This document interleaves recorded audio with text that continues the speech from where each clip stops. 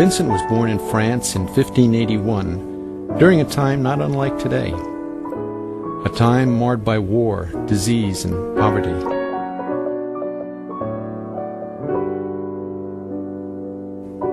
As a young peasant boy, Vincent learned the meaning of hard work by tending the family livestock as their primary means of support. His parents recognized that he was clever and creative, and sacrificed to send him to school. Vincent was also ambitious. He wanted out of the peasant life and decided that the priesthood was the best way to acquire a career, family security, and a respectable position in society. At age 19, he was ordained a priest and headed to Rome to complete his education. Throughout his 20s, Vincent's attitude was, "What's in it for me?" So he often sought out wealthy benefactors. However, in his 30s, a profound spiritual change was beginning.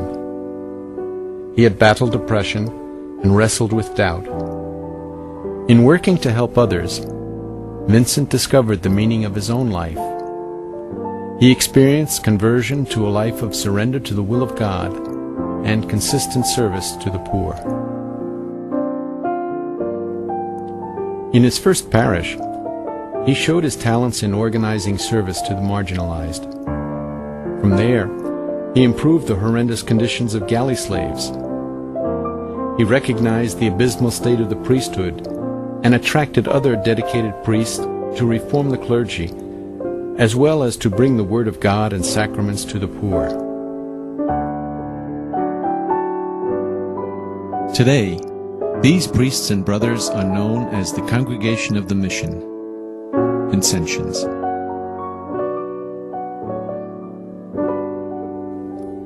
In the 1620s, Vincent met a holy collaborator, a woman who would become a saint in her own right, Louise de Marillac. Louise and Vincent together co-founded the Daughters of Charity, a group of more than 25,000 members worldwide today.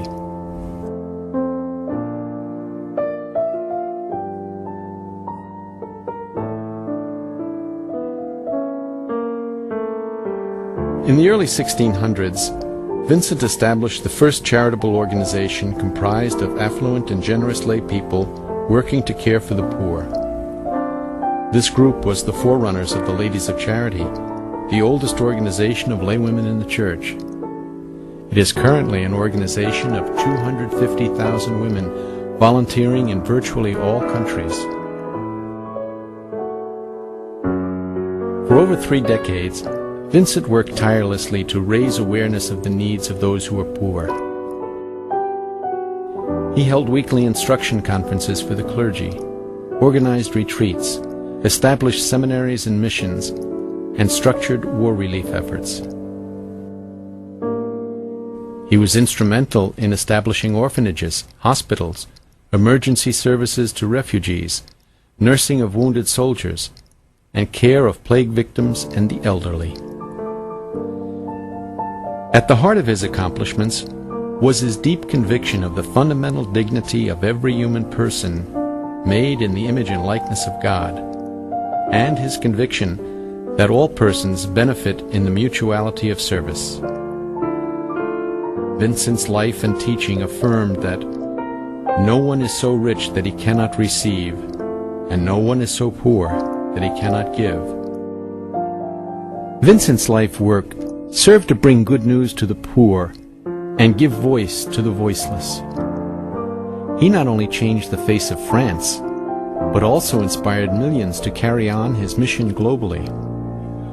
In fact, today, nearly 2 million followers of Vincent, not only the groups he directly founded, such as the Congregation of the Mission, the Daughters of Charity, the Ladies of Charity, which are the oldest functioning group of laywomen with its 250,000 members today, but also the more than 500,000 members of the Society of St. Vincent de Paul, the various groups of Sisters of Charity.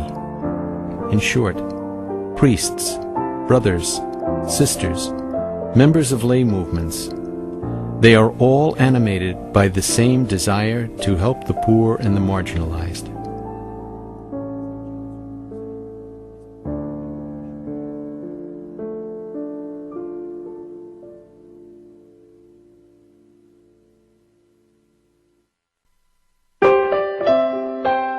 St. Vincent's life was a perfect example of how deep compassion can change our lives and communities.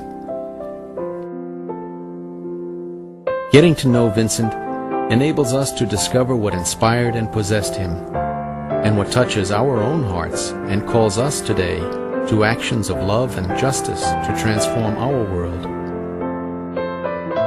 And that's what it means to be Vincentian today.